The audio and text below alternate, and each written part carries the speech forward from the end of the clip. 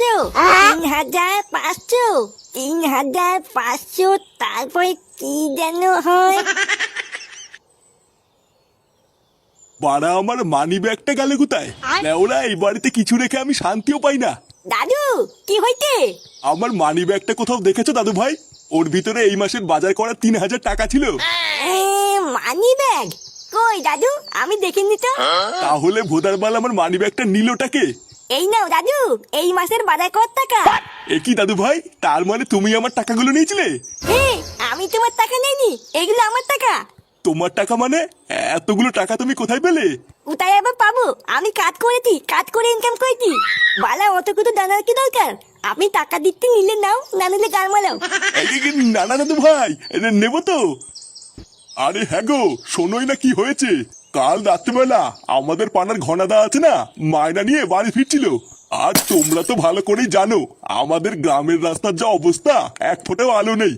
তা ওই রাস্তা দিয়ে কাল রাতে বাড়ি ফেরার সময় ঘনাদা নাকি স্পষ্ট দেখেছে হঠাৎ নাকি গাছ থেকে একটা ভূত নেমে এসে ঘনাদার সামনে এসে দাঁড়িয়েছিল।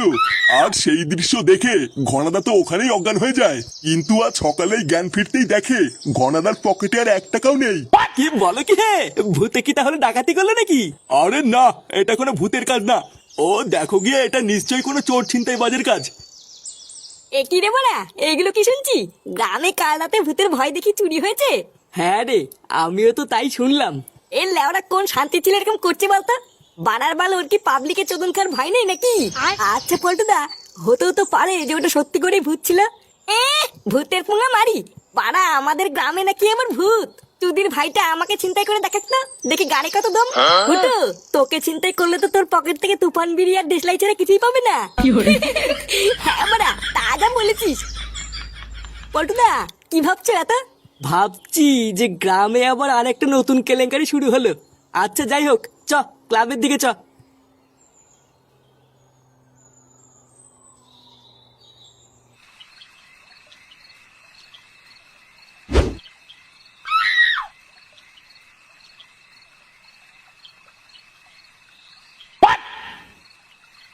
এই গার মেরেছে, এই মালটা আজকে এখনো ঘুমায়নি। লেওরা একবার যদি দেখে আমি এত রাত্রেবেলায় বাড়ি এসেছি, আবার ক্যালক্যাল শুরু করে দেবে রে। না বাড়া, মানে মানে হালকা করে কেটে পড়ি।